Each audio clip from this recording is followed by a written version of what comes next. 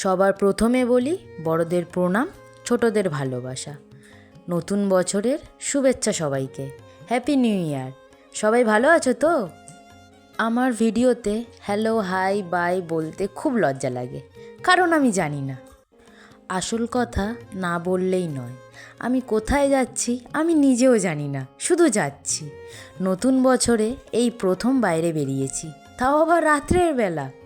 ভয় তো করছে, কিন্তু মনে মনে কি করব, বাড়ি যে আমাকে ফিরতে হবে আজই। তো যাই হোক, কি বলবো বুঝতে পারছি না, কিন্তু মনে কয়েকটা শায়রি এসে কড়া নাড়ছে।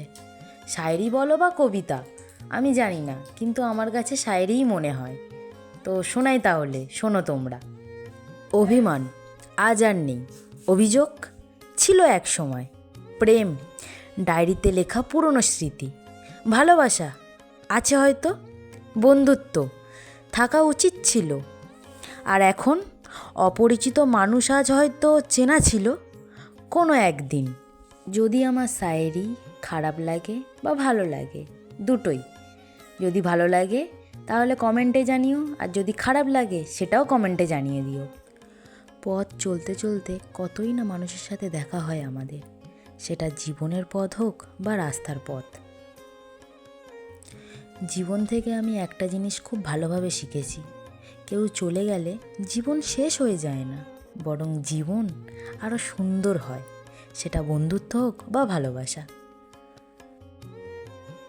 হ্যাঁ, আরেকটা কথা বলতে ভুলে গিয়েছিলাম, মনে পড়লো এক্ষুনি, তাই বলছি।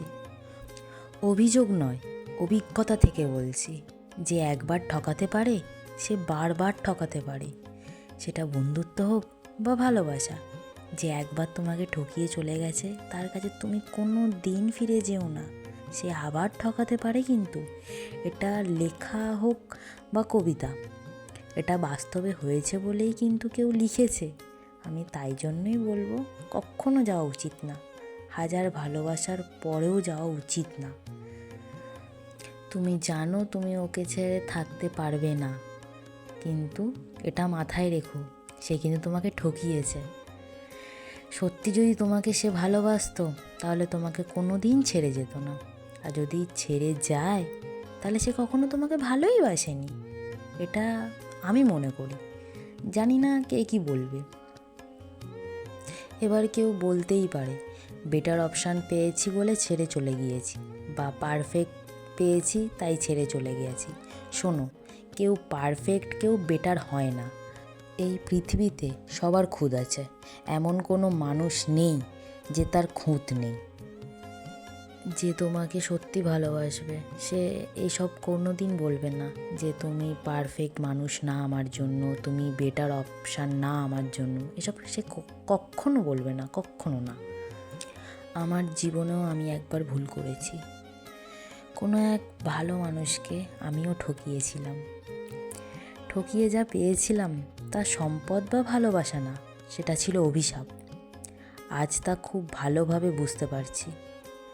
এর জন্য তার কাছে আমি ক্ষমাও চেয়েছি, সে আমাকে অনেক দিন আগেই ক্ষমা করে দিয়েছে, আমার ক্ষমা চাওয়ার আগে।